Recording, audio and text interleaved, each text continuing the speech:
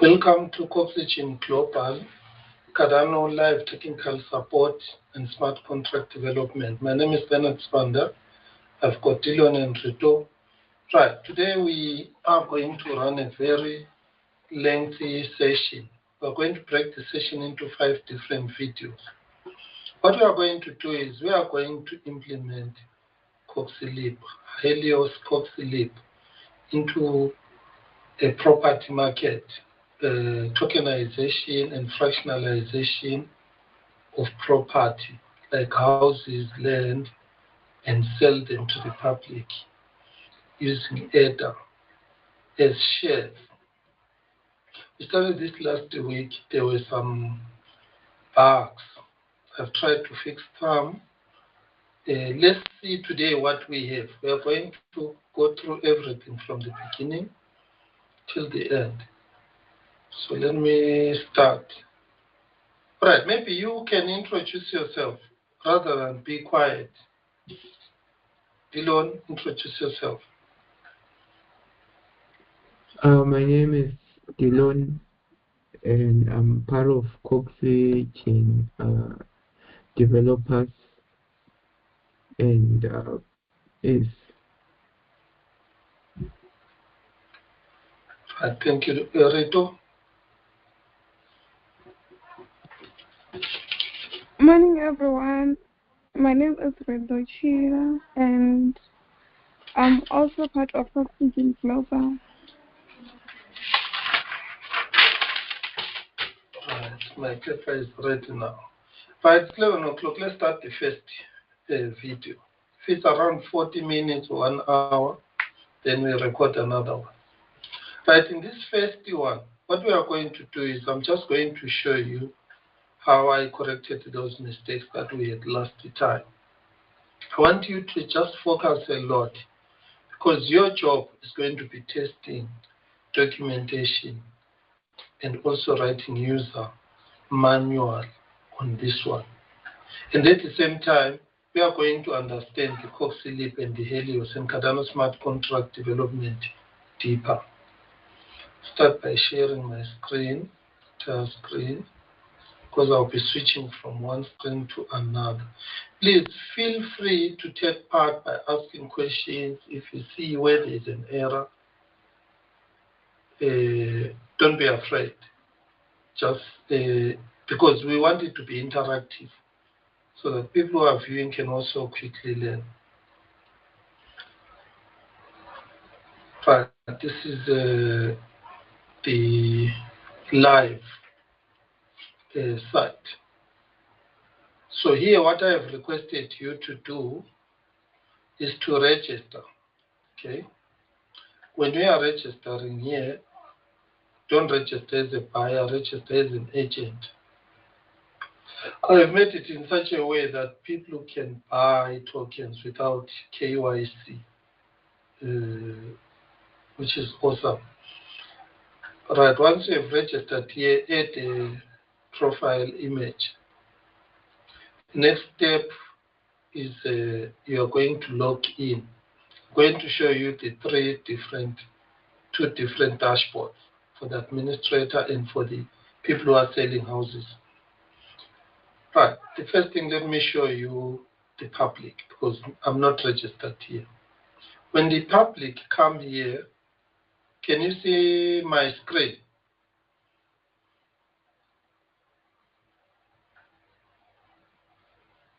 yes, we can see The desktop. You can see where I am. Am I right? the register. All right. So you can see the different properties that we have. There are around 9 at the moment. So you will upload yours to test, mint some tokens. You are going to see how it's done. So each property that you see here has got a dollar price, and at the same time has got the different tokens that are being sold. We are going to go through that. If you look at number 1, this one here, which is property ID 32. You can see this one has got 400 shares. Each share is 1,000 ADA. And then the total shares now that I have put on sale out of this 400 is 155. So these are the shares that are left. Normally these are left on a separate wallet address. This allows a person to sell in batches, 150 at a time. So there is a default amount of tokens you can buy. So this one I'm going to change to 150 default. You can see where I'm changing also.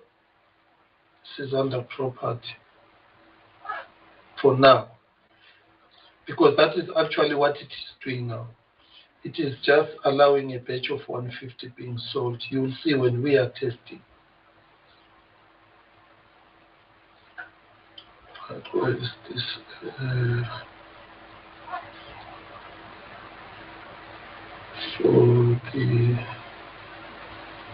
And it also allows when you buy, it only gives you that 150 one time.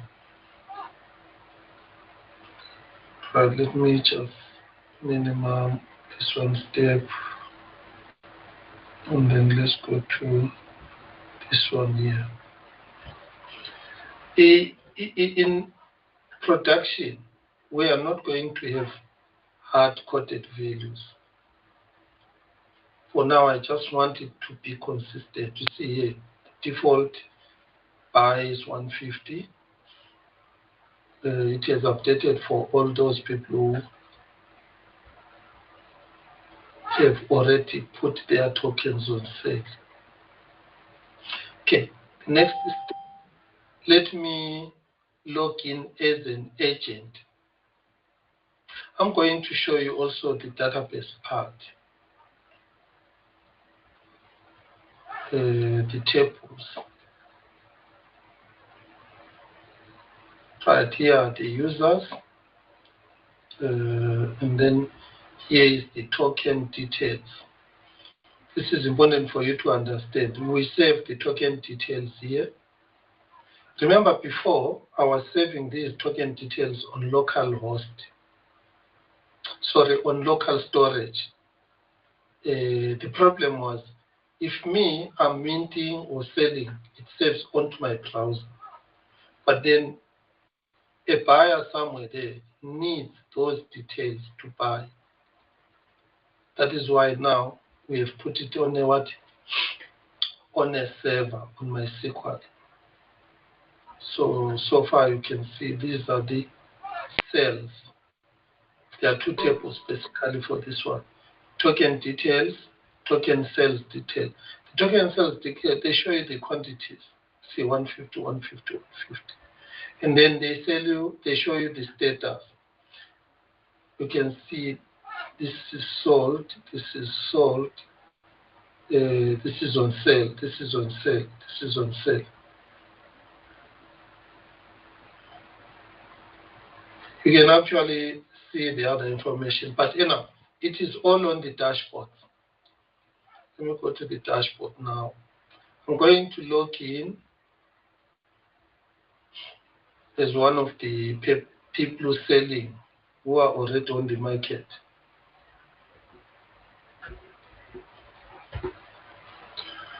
Just to show you.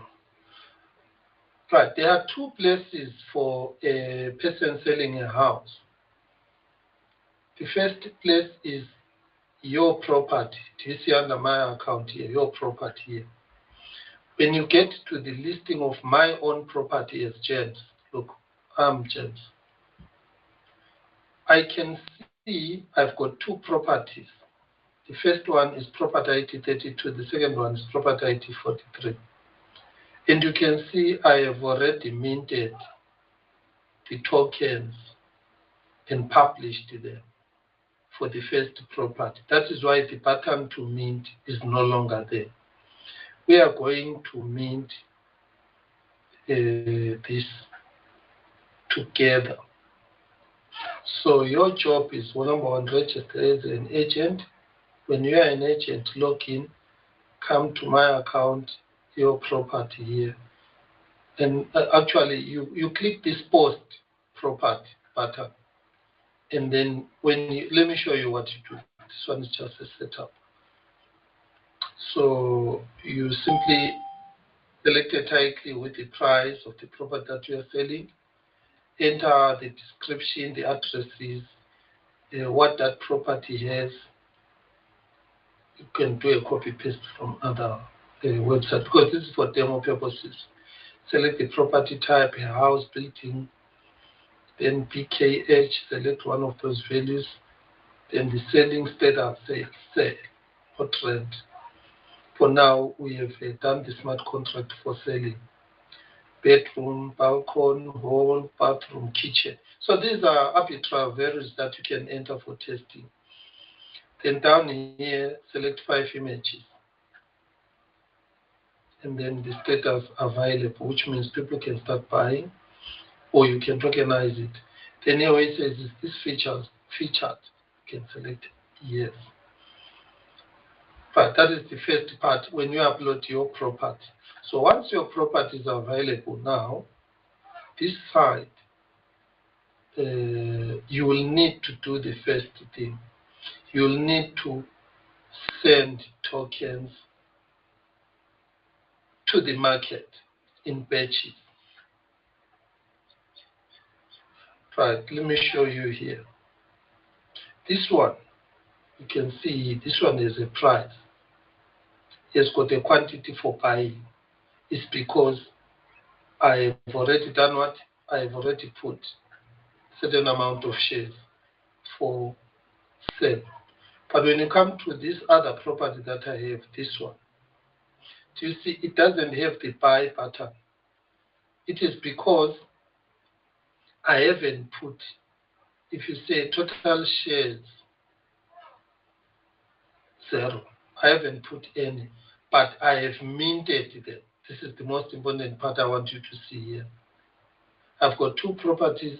One I have minted, and I have put some tokens for public to buy, and they've bought them. So it now this one I haven't yet put any tokens. This is what I'm going to do now so that you see how it works. Then these other ones which are showing only buy, they are not my properties.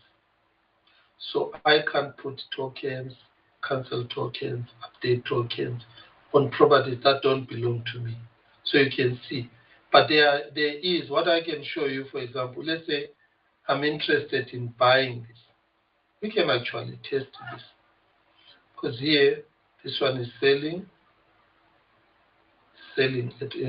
I have logged it to 150, 150, 150 for simplicity. So what I can do here, using my NAMI wallet, I've got this account here.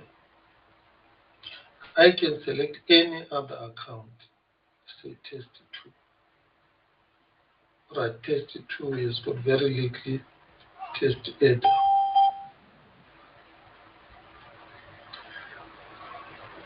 So I'm going to send more data to test2.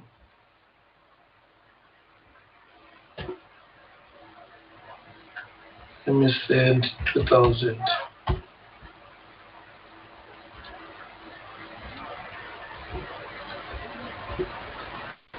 I want you to be writing down some additional features we can add. Number 1. Number 2, bugs. Because the whole purpose of this is testing, refining, improving on bugs. What you see as a bug from your side, write it down. Then you send it to me with your name and the list. So let me go to test 2.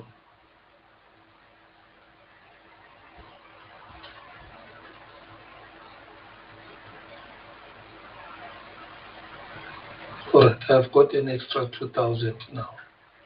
So here what I wanted to show you is I've minted, okay, and then number 2, I can buy any of these. If they are still there, they have not been bought, I must be able to buy. using a new account. So we can test this functionality. I can select any of these ones, maybe this one. I want shares here. Then I click, right, it says buy 150 property tokens. Right here, processing buy property token now begins. Be patient. Things might fail. We first set up prerequisites. Step 1 out of 3. Right, prerequisites have been successfully set. Now building and submitting the body transaction to Cardano blockchain, 2 out of 3.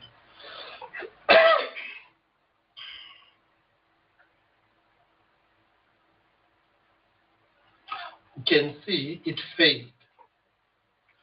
It failed. I failed on step number 2 out of 3. So which means there is a bug there. I must catch and tell the user that it failed because of 1, 2, 3.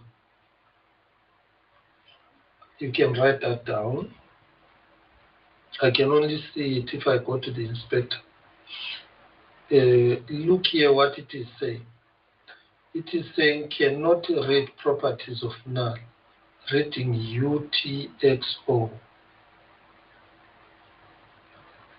You see here under TX end, it is a reading UTXO 1. There's a spare UTXO under this function TX end. Okay, you see also how I fix these things on Coxie library. So the first thing that we need to take note of is number 803. So let's go to that. Coxie 803.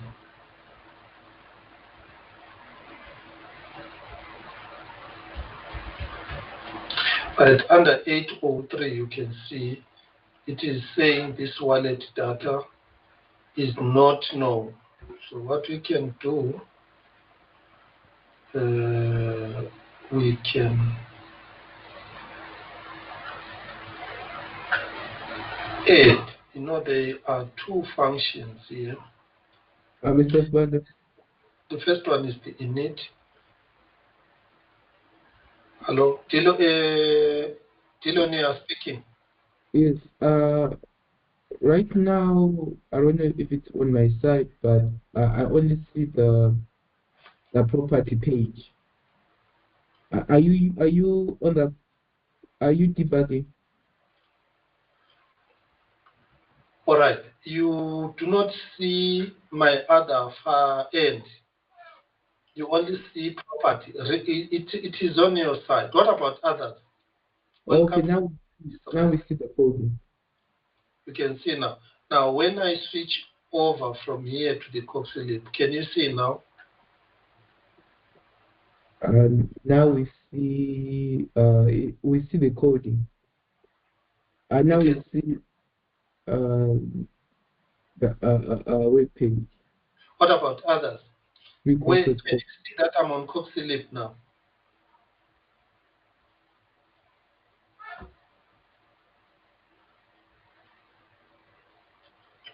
Xavier, Israel, Rido, what can you see? Because sometimes I don't see what you see. You need to tell me. Okay, I can see that you are on Monster SGP.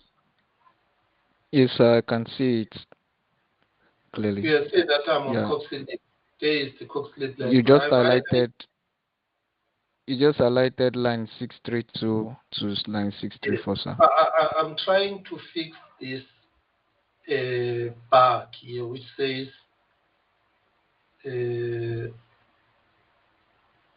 cannot read properties of a null.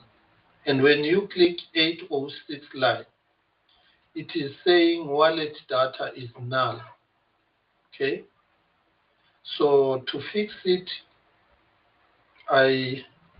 you see, this for wallet data, you first have to run init function. Then you get a wallet. From there, you use that wallet and this wallet data information to get this wallet data. So hope this will fix it. I copy those two lines to the beginning of this function, which I am calling within the pi. So let me reload, and then again go to one of these and pi here. Let me click the pi. Right, this is the first notification. Here is the first step prerequisites. So now we are on 2 out of 3 notification. All right, now we get another error which says non-positive amounts detected, but which means that problem was solved. Now this error, please write this error down. When you get these errors for you, go to the console, copy these errors onto a text file. So give them names. So the name of this error or bug is called non-positive amounts detected. What this means, it means a lot of things. So I am going to give you here some possible causes. The first thing, I am buying shares which are already bought, but my application is not displaying correctly. It's not telling me that those shares that I want to buy have been finished. They are all bought. That is the first possible things. Could be number one, non-positive amount detected. So here the problem would be buying tokens on a UTXO that has already been consumed. That is possible number one. Then the second thing, it could be I am buying more than what is available. Buying token quantity more than what is available to buy. How does it get to non-positive? It subtracts. I'm buying 150. It checks what is available. Can find what is available is 100. Then it subtracts. Then it's going to say 100 minus 150. Then already it's negative. Then it throws this error. This is the Helios error here. So these are the possible solutions. Number one, and then number two, you change your quantity to troubleshoot to make sure that it works or not. There is another possible cause that I am on a UTXO that has no assets. I'll show you this. Right, if we go to our UTXO, where we are expecting to find these assets, I'll show you. Let me go to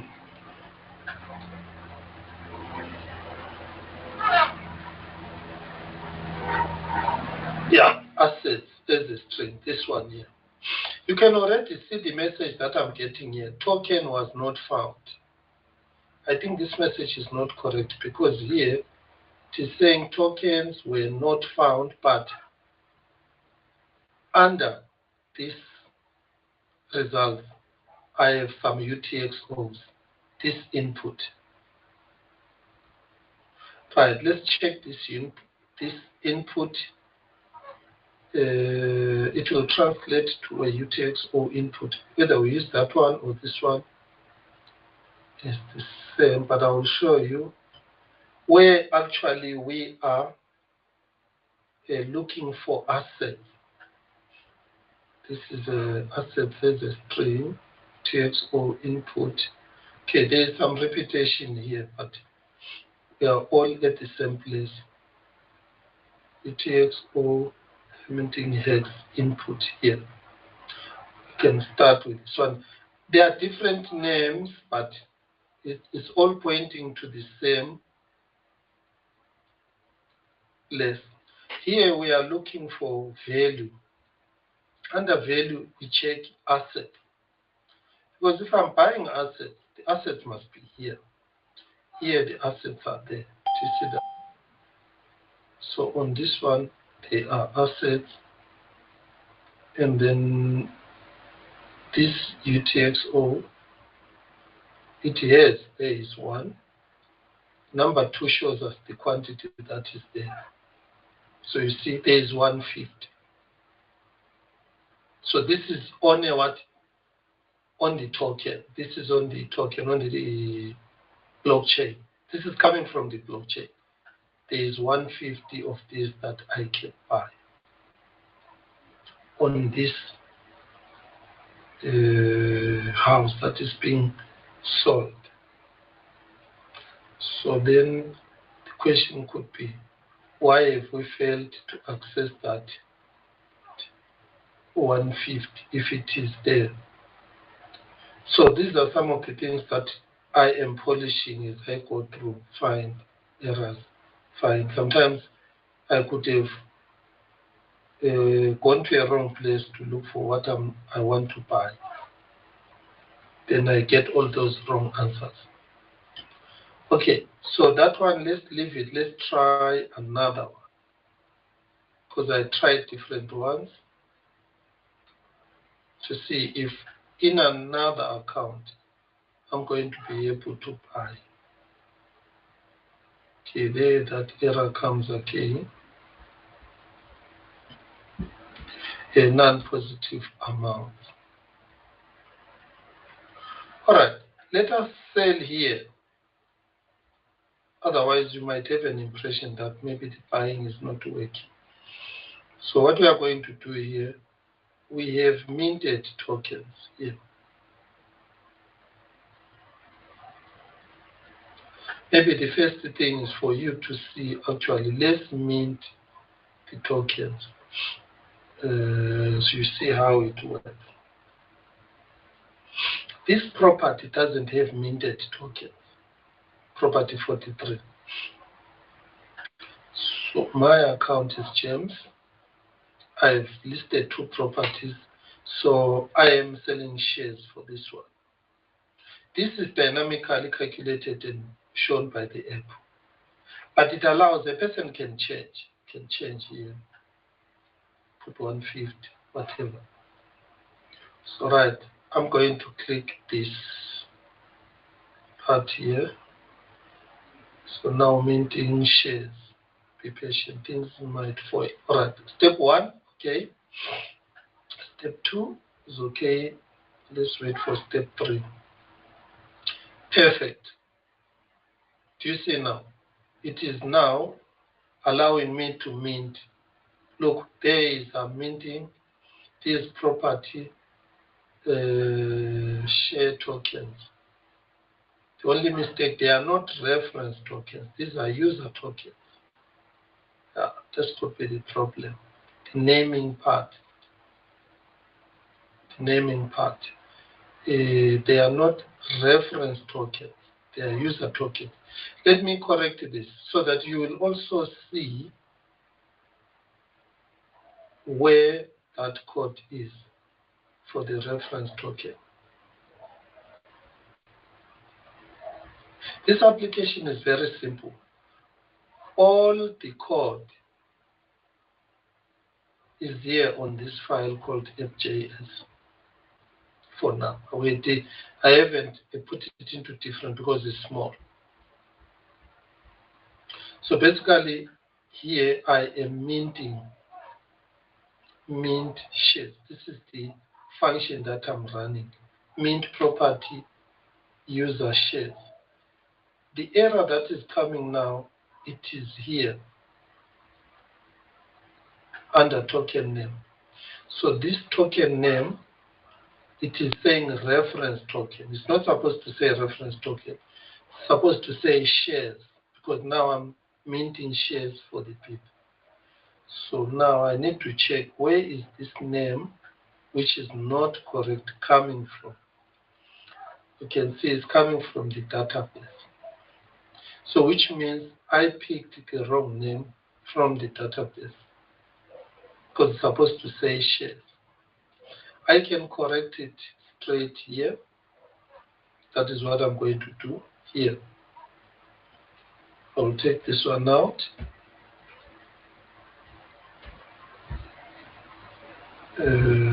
Leave that one there. This is property share tokens. Sometimes these property share tokens, I show for which property are these share tokens for.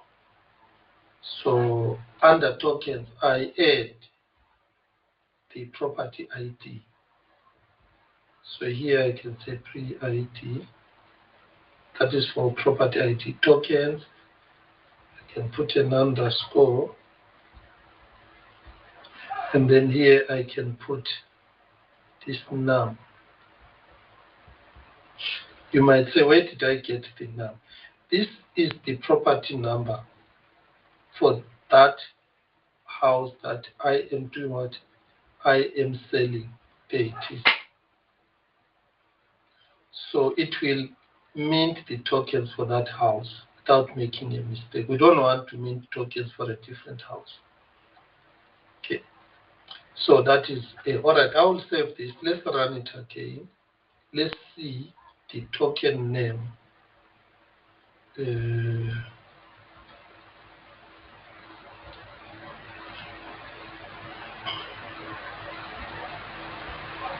Okay, there, number 1 out of 3. This button, I clicked it twice.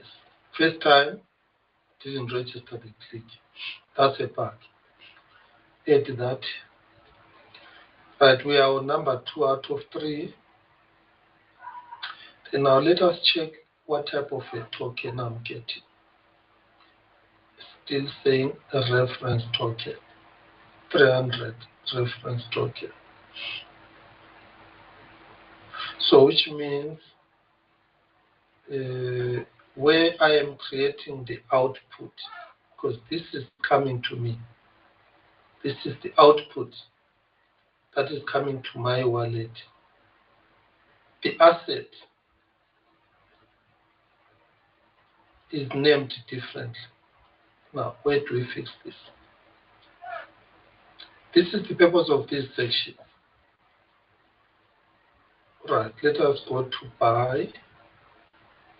First, let us make sure that we are here. Copy.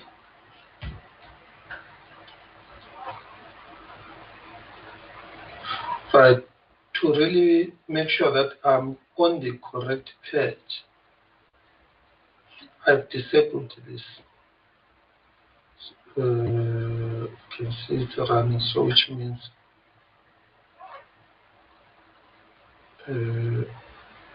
that mint shares is different.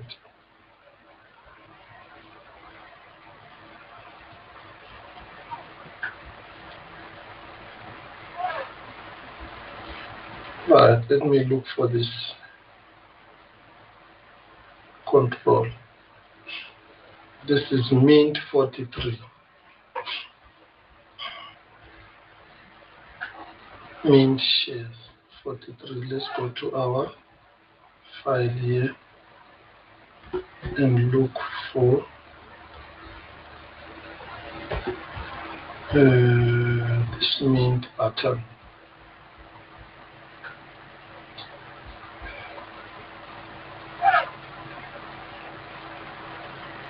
Right, let's go up a bit. This is the thread token. No, that is not the correct one.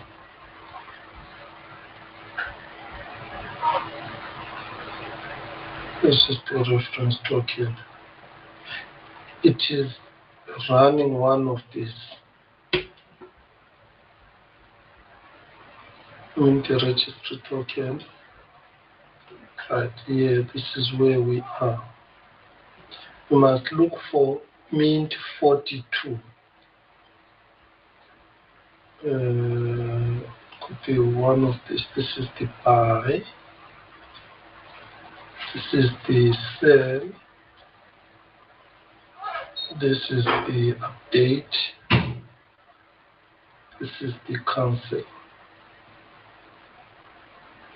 Right here, taking name mint. So this should be the correct pattern for minting. Let me check down here. Yeah, it's supposed to be this one here. Right. To check that that is the correct one, I use Jimbalo because it's logging and tracing each and every of these. Okay. So let's look at this value that we have.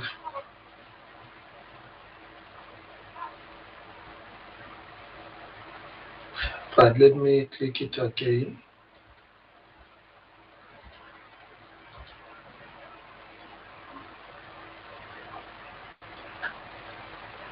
Okay, cancel. Let's go down.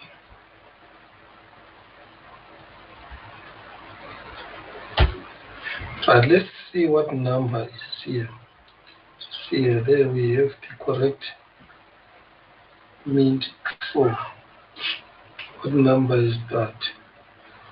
There it is, number 43. There it is, mint 43.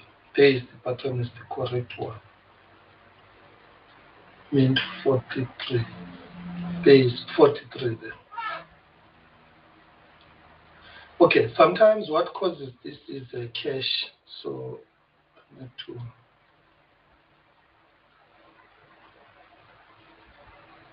make sure your network here, you tick here, disable cache.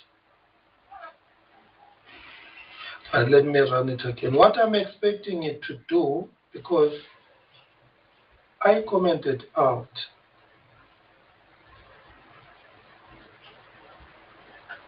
call to this function here. I'm expecting it not to run.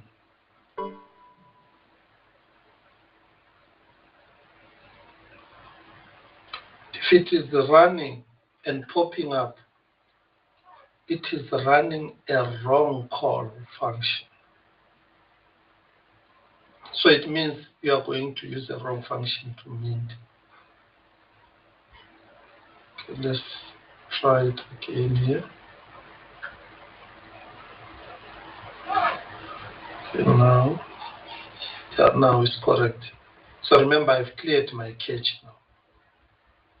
I've cleared my cache.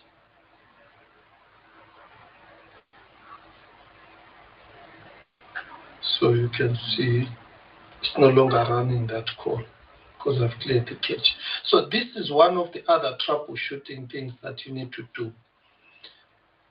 Make sure that the bug is coming from where you expect it to come from. Disable your cache, go and check that you are running the right file, you are calling the right functions, because there are so many different functions. So that was a cache. So now, let me now enable this. So what I'm expecting is now I must have this name, property share token PID 43. Let's run it.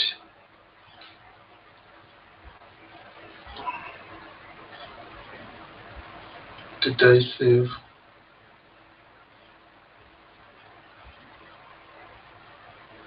Yeah, I hadn't saved. Now I've saved.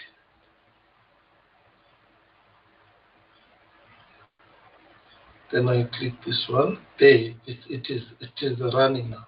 Let us see when it pops up that this name is correct. Now it's correct. Do you see now?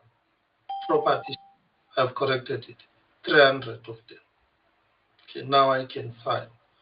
So when I sign here, I'm expecting this to move to my wallet, that wallet that I have there.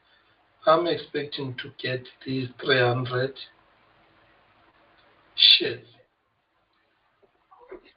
Like, onto can you my just wallet. cut the recording? The recording. All right. Let's begin from here on the next recording. Before I cut recording, can we have some questions from you guys who are there? Xavier, Delon, Israel. Who else is here? What questions do you have pertaining what I have shown you? If you want me to show you something else again, I can do that. Sir, Yes. when you're registering, is it working properly? Because on my side, I failed to register. You are failing to register a property. To register is like in the beginning. As an agent, Yes. it means one of those boxes is empty. Select on one of those boxes. Also select your profile image. Okay. Then it will It's allow still you not, to register.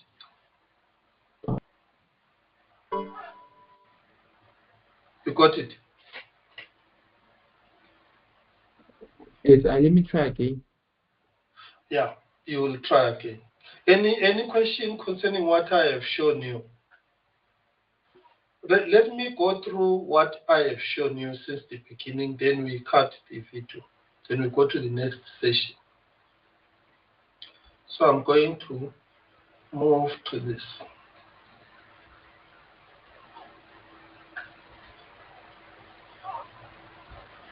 Let me log out. The first thing is the URL. The URL is cardanopropertysolutions.co, not .com, like oxygen.co. Okay? So here I requested you to register. Fill in all these four, select agent, and then select a profile. I've done it. I've done 3 different accounts. That is one thing, so that in the next time you log in. But for a public user, I've shown you that people can buy without KYC, without registering and giving us their information. Right. People can come here just using your wallet there and straight away buy, go through the process. But on the process of buying here, remember guys, we made that bug that I said, note it down, this one, non-positive amount. That one we are going to solve it. You are going to see it working. Next thing I showed you is the dashboard for a person who is selling a house. Selected one of the accounts. I've logged in. There are 2 areas for this person. He's gonna go to my account, your property, to see the listing. So you have got your property listing in an editable mode. Like you can see 32, I've already minted the tokens and sold them. That's why I don't have that button to mint more. Right, but you can update some details. For example, there's something you want to change, the price, whatever, you can update them. You can even delete the property because it's yours. You're selling it. And then here, you see there's a yellow button, mint share tokens, PID 43. This one is a listed property, a house, which cost 3 million, but has not been tokenized. So here, this was the next step. You'll see we are going to tokenize this one, mint tokens for it, and then sell them publicly on the next video. Then there is another section I didn't show you. I'm not going to show you on the next part, but I will show you here. Okay, before I go to that next part, as a person selling a house, you've got two areas to see your property here, where you edit, update, and even tokenize your property. Then on this side, where you now move tokens to the marketplace for people to buy. You can update the token price, you can cancel the sale. So you can list sales, token sales here, update, cancel, and then, but remember here I can't buy my own. So which means if this is my own, the buy button mustn't be. Yes, I can buy my own token. Buying my own token is similar to canceling the sale. Those tokens will be moved back to my wallet, like these others that you see here. So you see like this one here, it has 3 buttons. Why? Because it has these listed, but there are no tokens on sale. So that part is what I wanted to show you before I show you the admin part. The admin part allows the administrator to set up this marketplace. Imagine we are tokenizing property. We could tokenize cars. Anything else you can tokenize. Anything you want to sell in shares, you can tokenize your company. It needs here for the property a minimum of 3 NFTs to identify, to control, to put security. You can have more than that. So it is this part here which is important. This one, it works. What it does, here I'm able to mint what is called a thread token. I'm not going to discuss what is a thread NFT for. Basically, it identifies operating the correct thread. And then the reference token identifies the correct tokens for that particular house. This follows 668 standard to a large extent. And then we have got here a property registry office NFT. This one is for the National Register of Properties to control sale of houses to prevent double sale. I'm selling my house on tokens on this platform, the Cardano Property Solutions. Then I'm also using another platform, and I'm also selling the same house for different tokens. So you're robbing people. So it is only the National Office for Property that lists all properties that will issue out a property, what we call ERF number, unique identity for your stand. It is found in only one place. So this is a security measure. So this one works. We can click it, see here. Are you sure I want to mint the property thread? I say yes. Then from here, there it comes straight away. This one works. You can see the details here, the metadata, 721 metadata. You can even see here, I'm going to get that property thread token. And the label for 668 is 100 because it is 1. Then this one works. I've already minted this.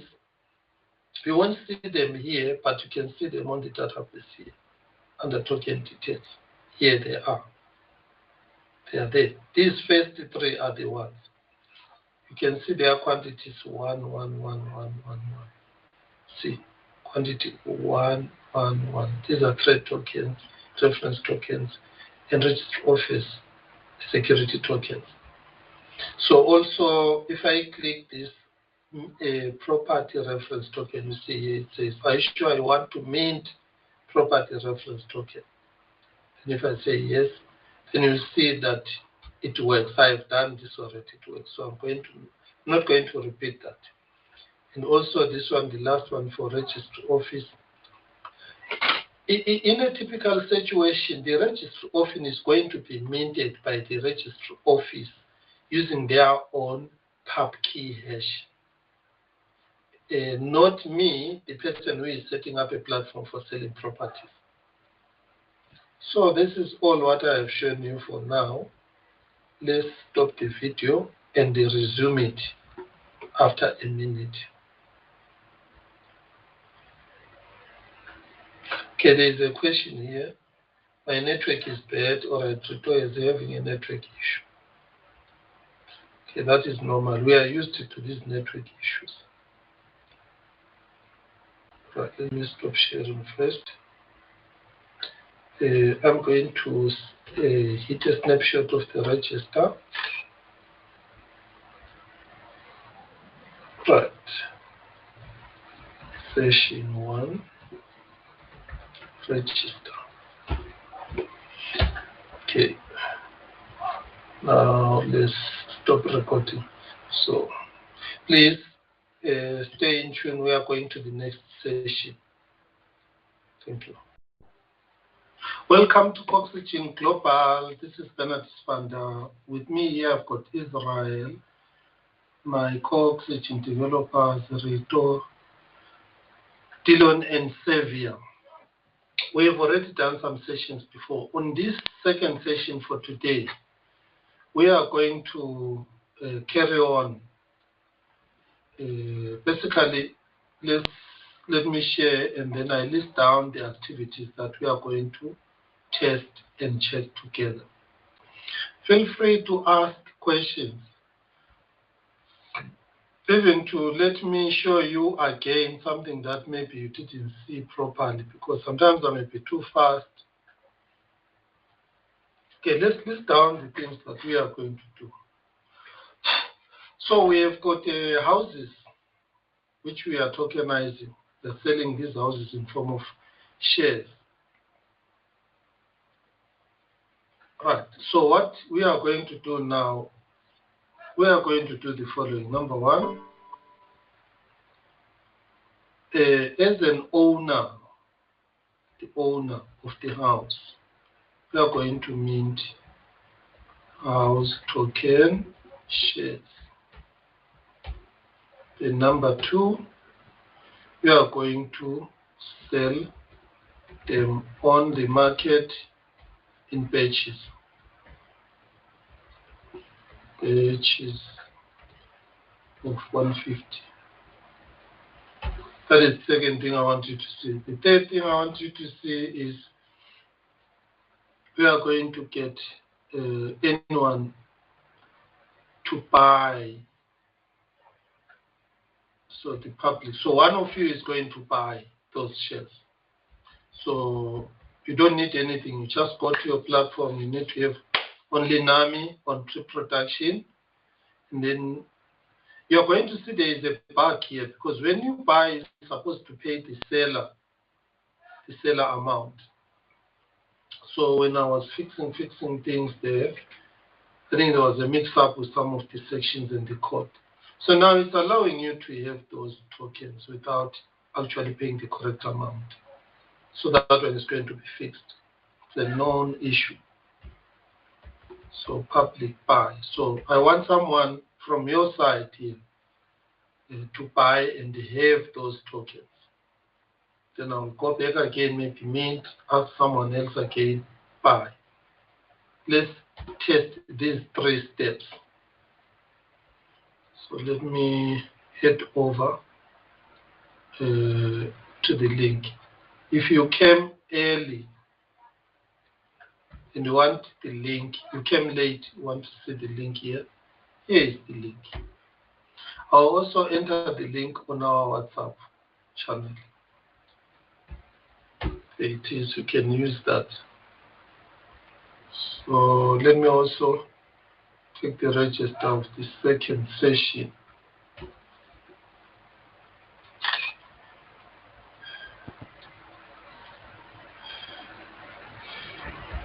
Remind me after 1 hour, 10 minutes, 20 minutes to stop.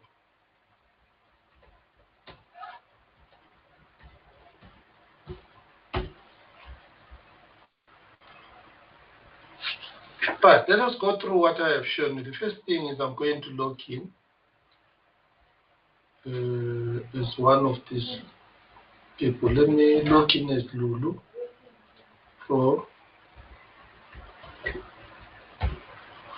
Right, let us check if I have some.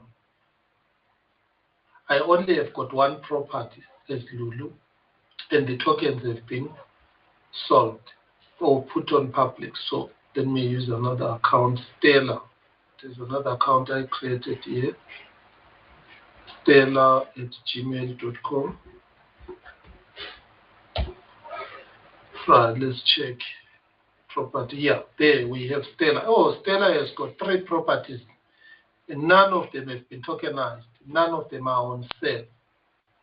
People can't buy tokens because they are not yet minted. So this gives us a very good example to do the first one.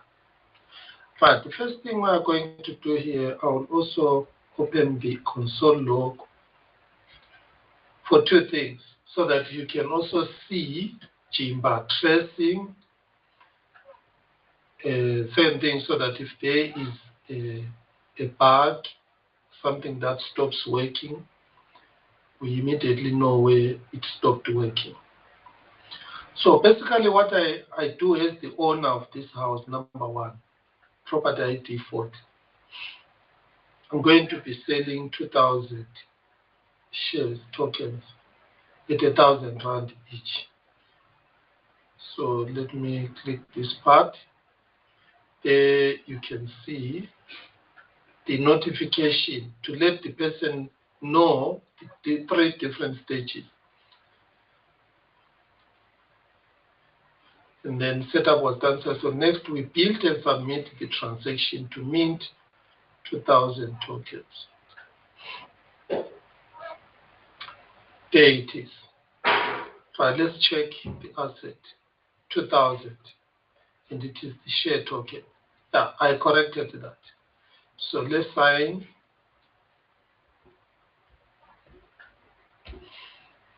Okay, there. Congratulations. Transaction building and submission was successful. 3 out of 3 step was a pass. You can see the transaction hash down here. And also this gives the transaction hash here at the top. You can see this is the hash D62, ending D6265. So when you click this, it takes you to pre-production to actually see the detail. There it is. You see transaction detail, 19 seconds ago. It was very fast. Means the moment I minted it, it was there already. It was 19 seconds ago. Let's come down here. You can see here is the transaction detail. What I want you to see is, look, here are the shares. 2, you see there they are. You can see 2,000, 2K, 2,000 shares. Now what I want us to do, this is the wallet, my wallet, that ends 9ELN. So those 2,000 are now on my wallet. They are not on the market yet. So there they are. See, there they are. I have them here on test 2. Now let us go and view. Let me open here cardanoproperty.co, and let's go to another browser. You are going to see the details of the property have changed. So let's go to the listing. This is the person who is. So we look for number 40. Yeah, number 40 is this one here. Okay.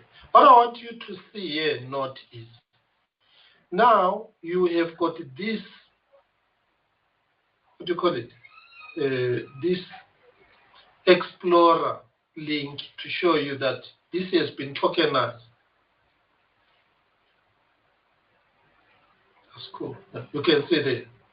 You see property share token PID40. and there are 2,000 of them. Perfect. But you can't buy because the owner has not yet put a batch on sale. So you can see here it says total tokens on sale 0. So that is the next step. We are going to put 150 tokens on sale. So that is the next step we are going to do. That is why it's not giving me that buy button to say buy property tokens or shares for this particular house. The house 32, it is there, you can see it.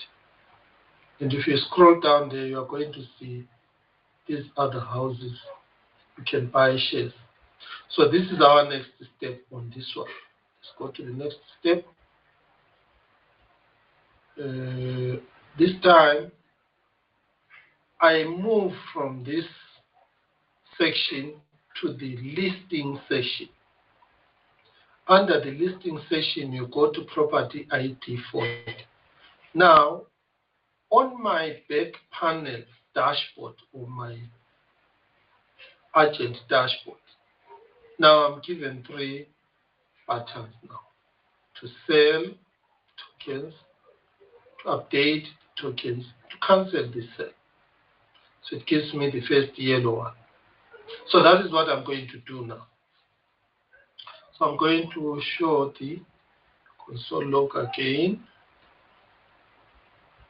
so that we can trace the execution of the on-chain code, of the server-side code, because it's hidden from the front. So I'm clicking sell tokens. Are you sure I want to sell these tokens? Sell property tokens. Okay. Sell transaction started. We are setting up prerequisites. Prerequisite setup done successfully. Next, we build and submit the transaction body to the Cardano blockchain, 2 out of 3. So now you can see I am losing. I told you I'm supposed to pay the correct amount to the seller, but currently now that is disabled. What is there now is this asset is going to move 150 of these shares. They are going to move from my wallet onto the marketplace now so that people can buy that. So I'm going to sign that part. Okay, there. Congratulations, sale transaction done successfully. Step 3 out of 3 was a success, you can see here. Now, when I reload from this side, do you see now the buy button is available? You on your side there, reload your link, go to property ID 40. Now you are going to see there is 150. There is a buy property token share. So I want one of you with a NAMI wallet to buy those tokens. Who is going to do that? I want somebody to share your screen, that side, following up to date here, so that I can ask one of you to buy.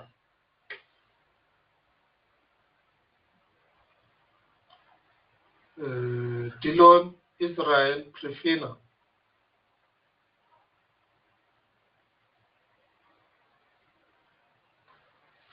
Are you using laptops or are you using phones?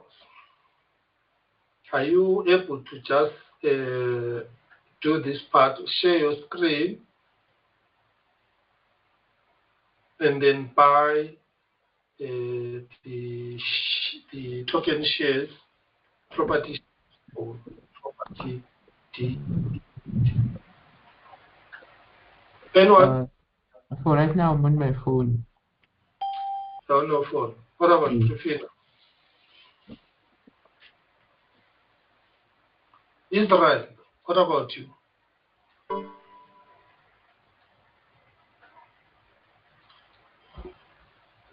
Maybe there's a connection issue or what. All right, I'm going to use this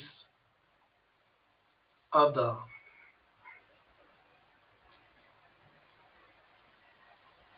browser. Here I'm using Firefox browser as a separate user. On this Firefox, I don't have the NAMI wallet. I don't have the NAMI, even I don't have this NAMI extension. So this cannot buy. Anyone from your side? There's no one who can buy from your side. All right, so which means in this case, I can switch the account. Still works. Or I can try to use an eternal account. But now, let's not delay. I'm going to switch an account here.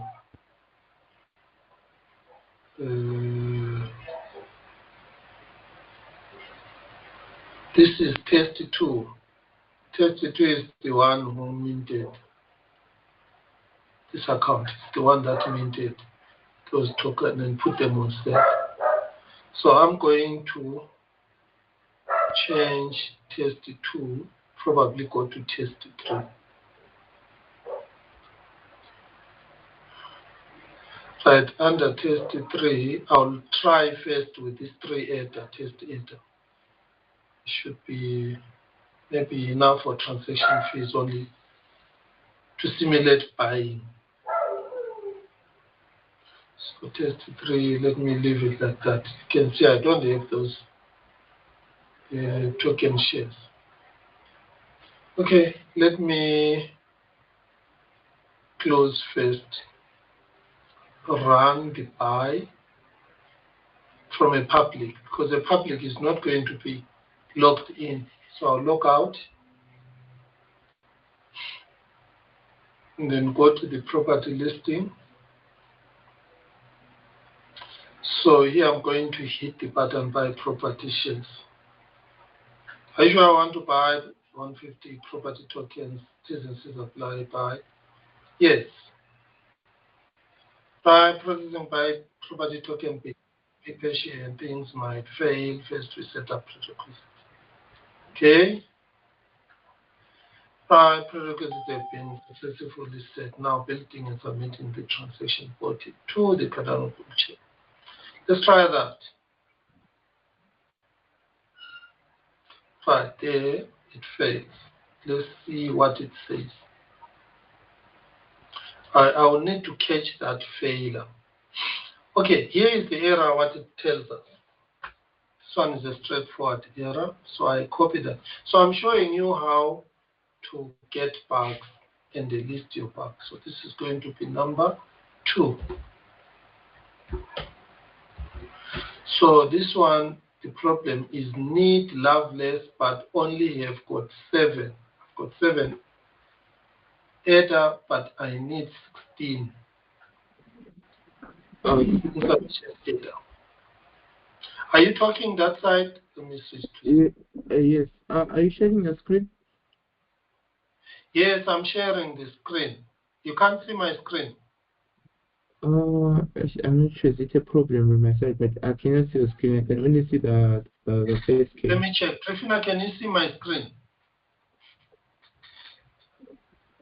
Israel, can you see my screen?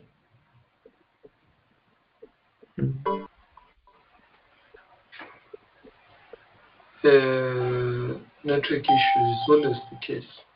I don't know. Let me carry on because the video is going to be there for you. Unless if it fails to record, but I've got so many of these, so you will see them. Okay, now I can see it. Yeah, Now you can see. Right. Okay. This is the error. I've collected it. I've put it here. I need a list of all these different errors. So I'm going to tell you, in 2025, I'm going to improve Helio error reporting messages. Because now I understand and I know where these errors are. So it's a matter of going there instead of saying, putting a message that doesn't help a person fix the error. I'll try to make it more meaningful using these examples that we have also. That's what we are going to do. So basically, let's try run this following. Number one, increase the ether here. Won't take long. Test 3, send from test.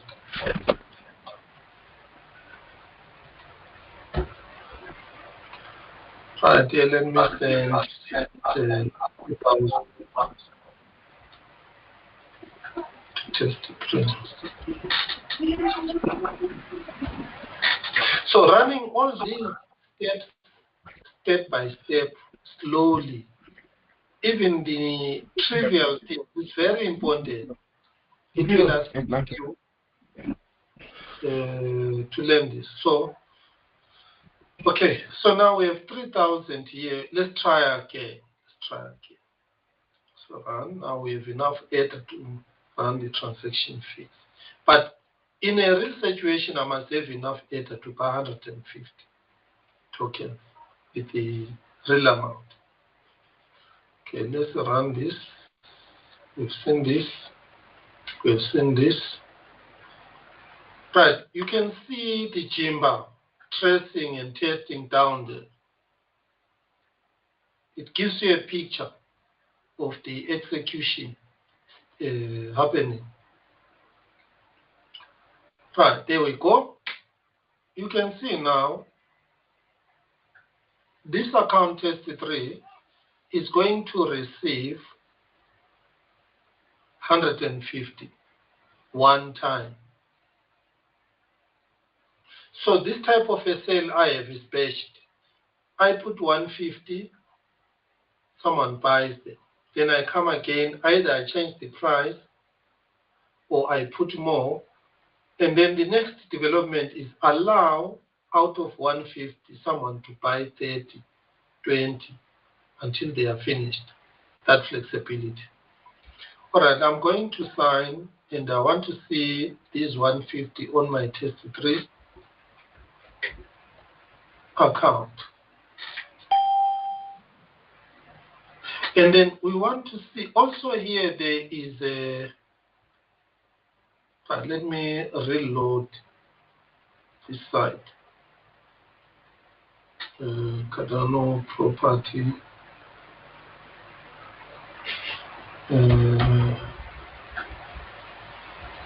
This is another browser on the Firefox side. Let's see what that property 40 looks like.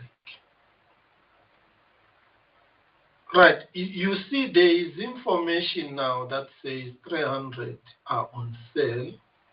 Yes, I did see 300, let me see. And then it says the ones that are left are this. I still need to show here the tokens bought. 150 if those tokens are bought. So it's a matter of I need to update the states here. And then I need to move this bar by that percentage so that we can see the percentage left, percentage bought. So that is what needs to be done. Okay, let's get back to here. Let's try something. So here you are going to see more bugs, which is what I want because we want to perfect this thing. So you can see here I've got 150 tokens that belong. You see now, if I go to the metadata, I copy the policy now, and I go to the Explorer, and I check which house did I buy. Here are the details. I bought house PIT 40, and it has got 2,000 shares, and I'm owning 150. The transactions are there, the details are there, the owners are there. You can see even the wallet address that deployed that. You can even go and check the metadata. That one will be very important. For example, we want to know more details about what I bought. Right, so if I can come here to where I bought this item, here it is, you will see there is a green tag there, which is the datum part. I'm clicking that datum part. Okay, here on the datum part, you can see this is the 150. Now, I wanted you to see the metadata. Let's come here and we can see this side here. Let me check here. UTXO. Right, the UTXO list. Here are the UTXOs. All right. When you take the actual address that deployed this, I'm very sure it is this one here. And you go to the transactions, you will see the metadata. One way of you seeing the metadata, you can see it from here, I think. On the history part, come here. The metadata is the details about that house where you are owning shares. Let's check this before we proceed.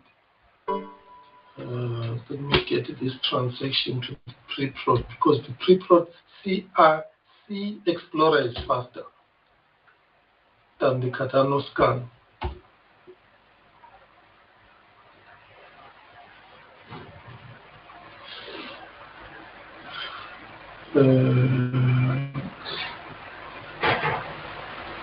I only see the collateral in the contract content.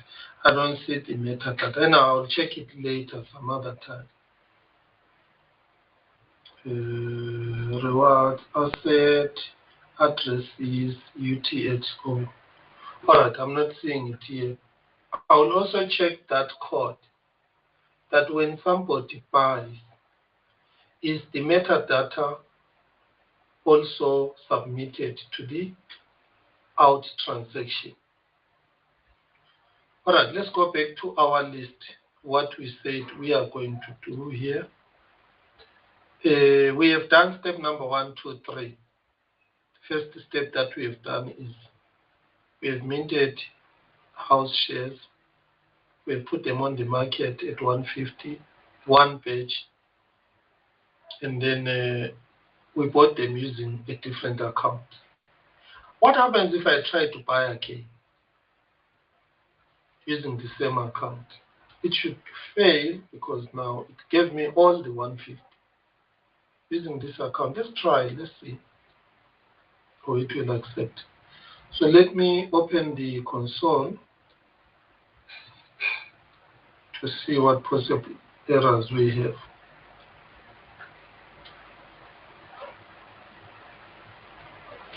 Let's test it here. Now I am on step 2. Next thing is to submit. Right, let's move. You can see already amount. I'm buying 150. Let's go. Yes, it has allowed me to buy again, but this time, look, that green button that shows one asset I'm going to receive is not there. This is an indicator there is an error, because what am I going to get? It now, on the other hand, look at what it is saying. It is saying the contract address is receiving 3 ETH. And then it is saying this recipient, I think this one is the seller, is receiving 5 test ETH. So those are things that I need to correct so that this thing does the correct thing. So this should crash.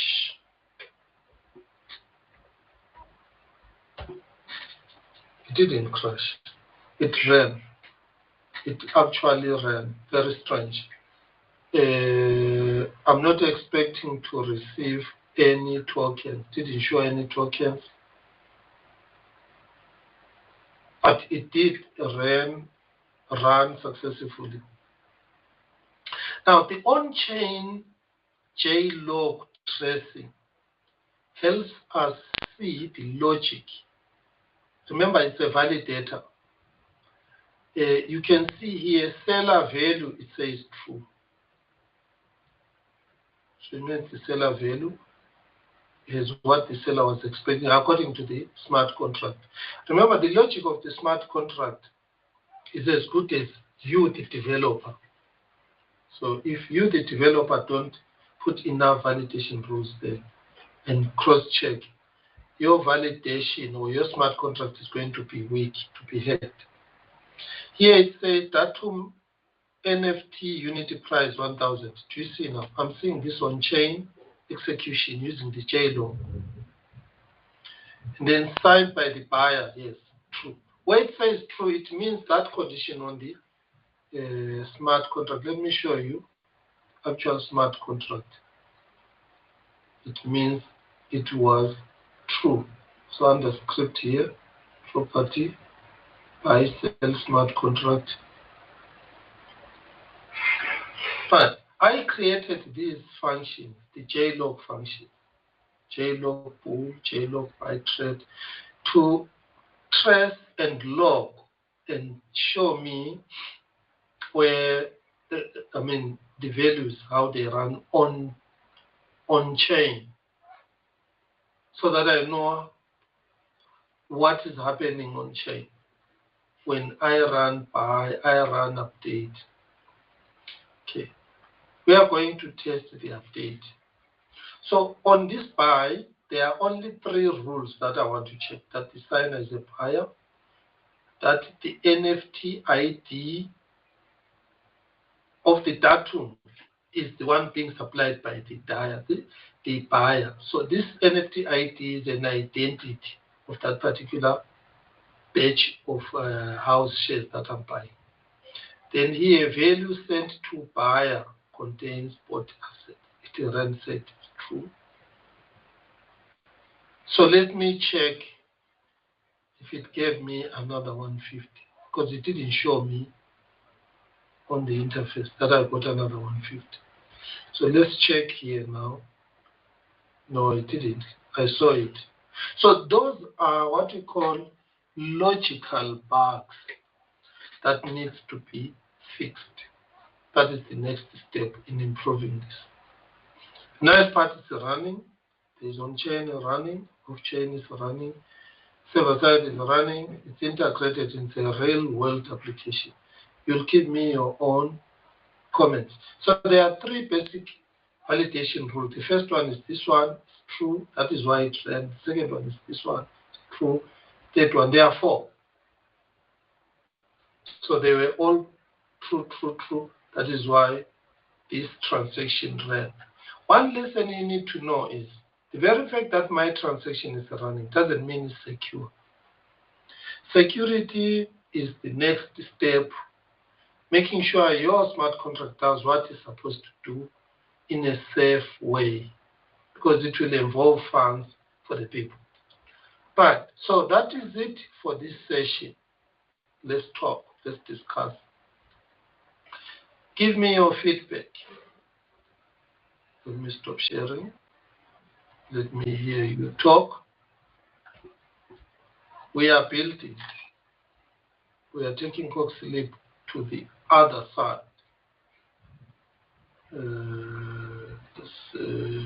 Session to register. Are you learning anything from this? Let me ask you. Give me your comment.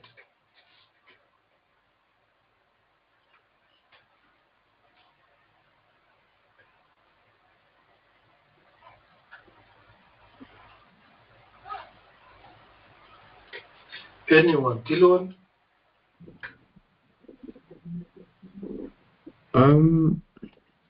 Yeah, just a little bit. It's still kind of confusing. I'm still a bit lost.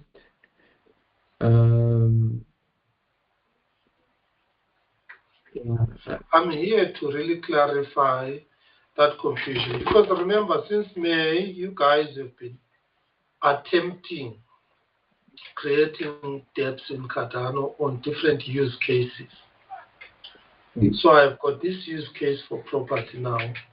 I have come up with. Give me your comment. And if there is somewhere where you are not very clear, ask.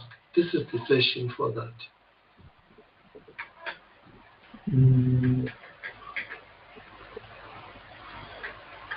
Okay. When you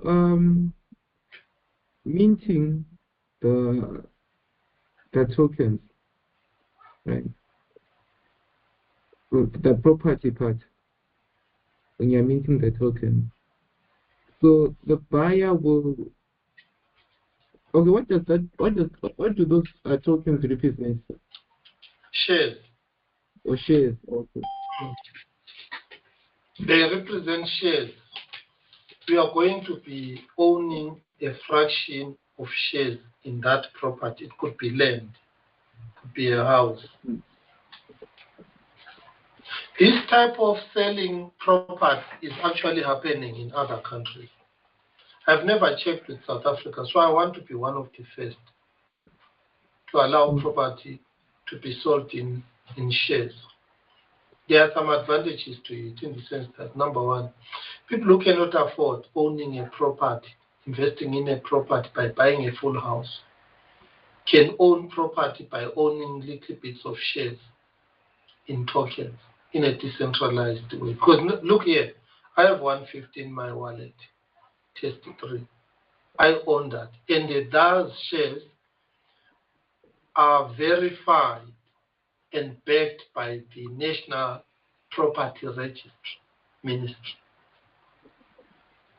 That is why there is that NFT that will actually give if the house has a problem, then the registry office, they will go and they ban that NFT. Then this whole market will not run on that particular house. Okay. There are some other ways of doing these things. This is one way that I came up with.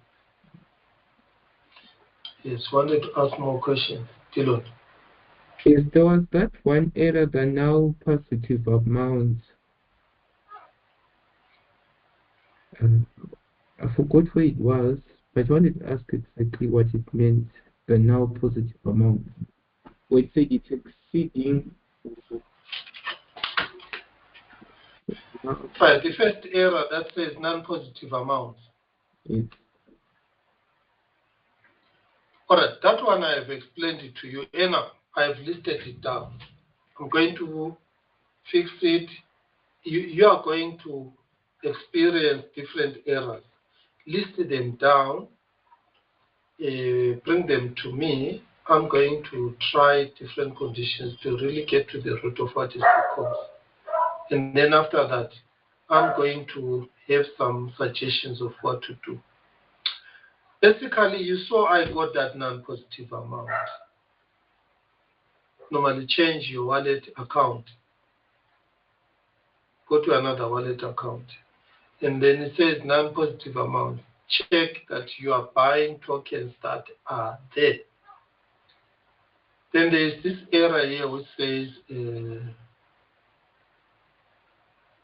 you need X loveless, but you only have X loveless. That one shows you that you do not have enough data for your transaction fees.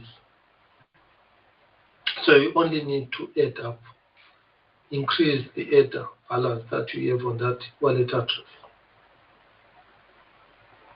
Okay, let me hear others. Prefina, on your side. Rido on your side, and then Israel on your side. So you can buy shares. You can buy the houses as a whole. You have to buy it as in shares. You can. Say it needs more practice and focus. This is a Prefina, definitely. Look here, guys. This thing, remember, I had to go out and take some time to put all effort into it to get it working. It is very important. Okay, your point is, for example, if a person puts all the shares of a house, 4,000 of them on market, and I want to buy the full house and own everything, then I buy all those shares. then it means that property virtually I have bought it for 4 million. If I have the 4 million. Here we are looking at a use case where the majority of people cannot afford huge sums of money because they are on the poverty line. So the middle class and lower middle class income people, educators, teachers, nurses, sometimes they qualify for loans from a bank. But what about those who are not there, who don't qualify for loans?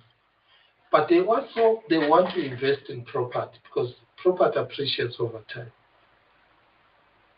So after 5 years, you might find the property is 100%. So if I've got my, let's say, 20,000, then I can use that to buy different property. And again, look here, it also injects liquidity into property. Because now, instead of a house taking 3 years to sell, in 3 years, different people could have bought different shares, so liquidity is injected by having different people buy. There are a lot of advantages to this, including we are dealing with an immutable database. The shares that I bought today on Test3, they are on my wallet, and they've got that metadata. Later on, the owner can't turn around and say you don't own this. If I go to the registry office can go to the blockchain and actually see the genuine buyers rather than relying on a database which anyone can change. So there is a security with this blockchain when it comes to this functionality. We can also tokenize other things apart from property. You can tokenize your business, sell shares on your business, same thing.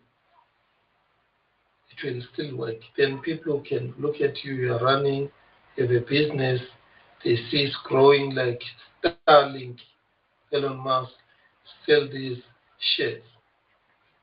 This is a decentralized approach as opposed to the normal traditional centralized approach. Any comment from anyone? All right, let's take a break. On our next session, we are going to explore canceling. You mint shares, then later on you decide, no, let me cancel. What we expect to see there is those shares that we've put on sale, they must come back to your wallet. And anyone who tries to buy them must fail. We are also going to try to check updating the shares, because sometimes put the shares on and they are quickly finished. You put now, they are quickly finished. They say, no. My house is on demand. Then you increase the price. Or you put your house on a certain share price. And no one buys because the shares are too high. But a lot of people are inquiring, and you look at these are lower income people. But the group of them, they are able to buy the whole share and own it. In South Africa, we have got this thing called cooperatives. I think you've heard about this cooperative, where group of community members together they invest in. They can invest in property as a community, cooperative ownership. This is a very good candidate for that because it is on the immutable database. Any observation? Okay, from what you have learned and seen, what do you think about this tokenization and fractionalization application that I have shown you?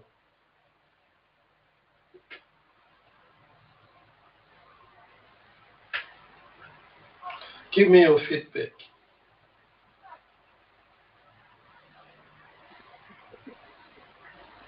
So far, so it looks like a good application. from my understanding, because now you clarified everything that I wanted to know about you buying shares of a building. It was that part I wasn't really sure of. Okay, someone can instead of like buying the whole house, you can just buy the shares of it. It's really a good application, sir. Yeah, for that's what I can say about it for now. Okay, let me hear others. Christina?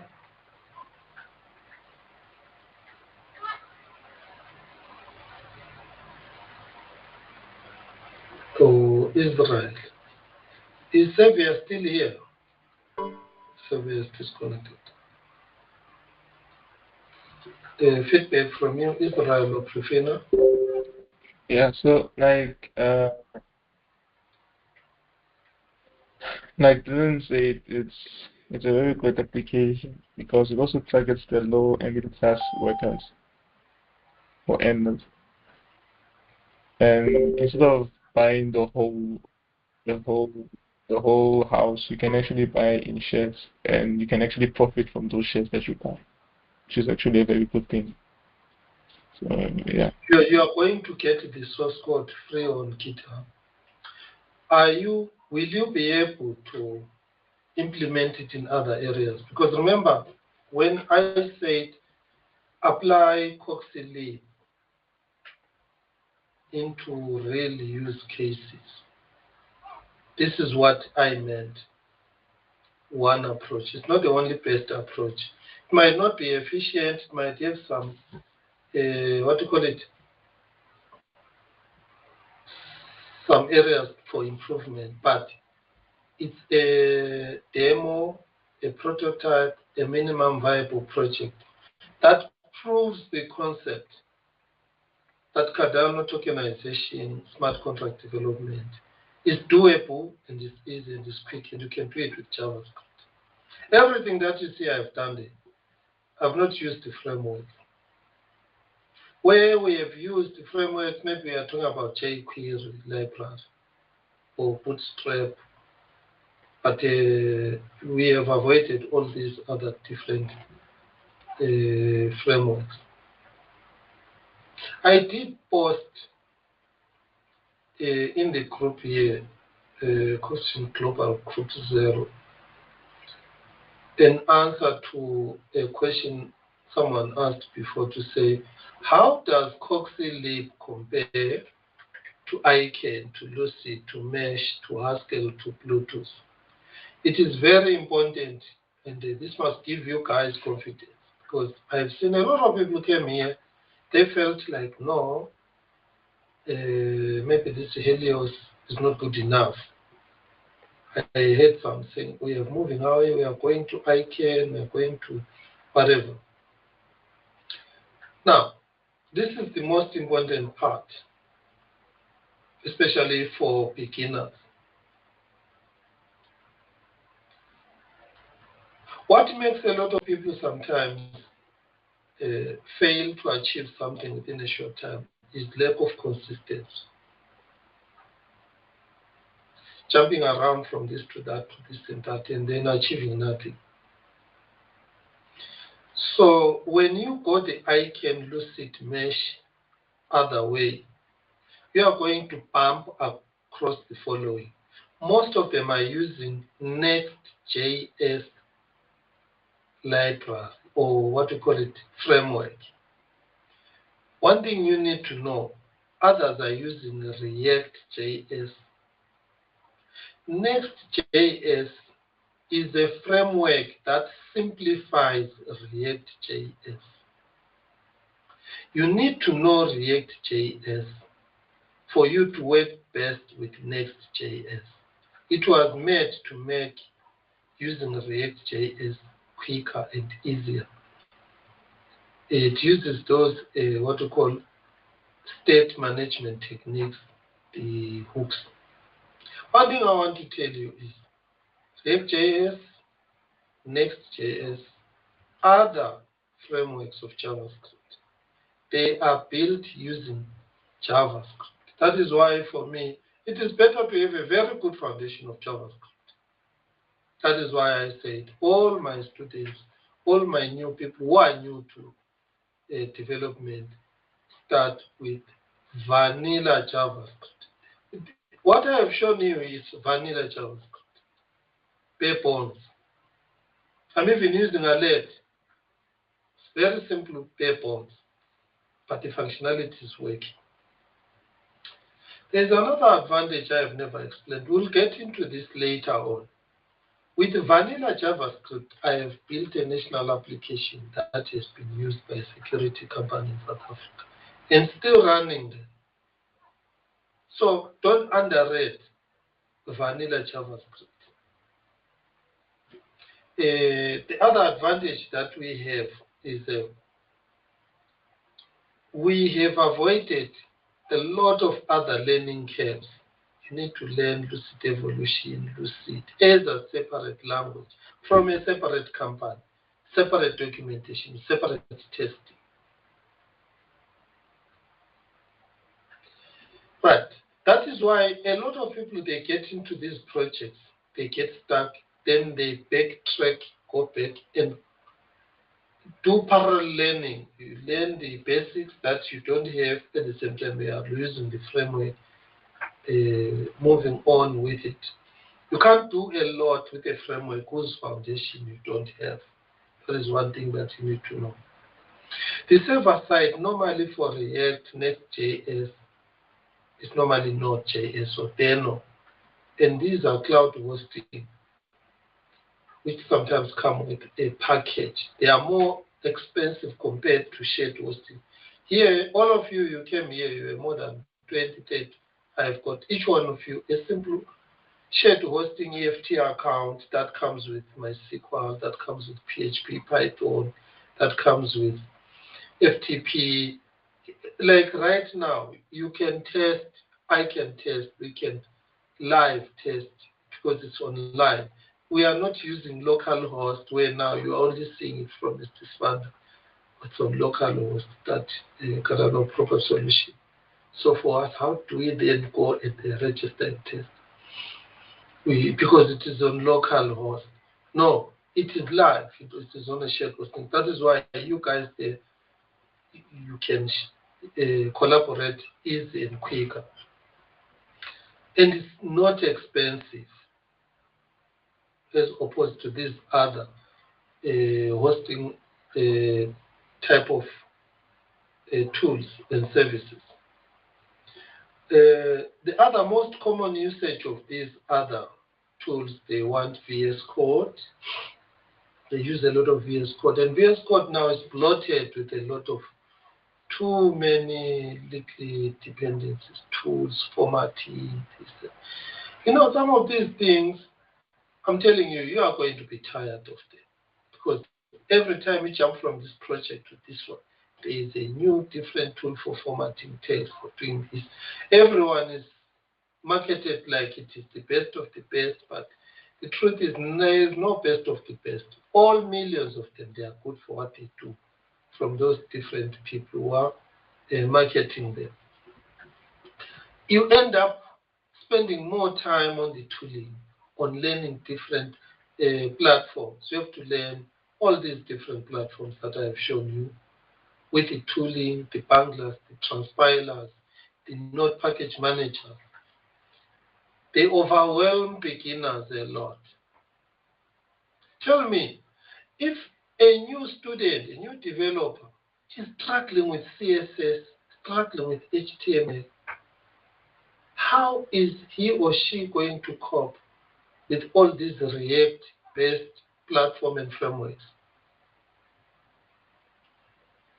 So that is why this Coxy and Coxygen Global is focusing on the beginners and the students with the basics. Right. The other thing that you need to know when you are going to these other languages, the type of database they are using is MongoDB. Yes, some of them are using MySQL with Node.js. There is a lot there, a lot of different good practices that you'll have to learn and practice. The biggest disadvantage that I have seen is when you move from one environment to another, then you start learning new tools. But those new frameworks are based on JavaScript. When you master JavaScript first, then you are good to go with all these different frameworks. There was a company I worked for, I've forgotten the name of that company.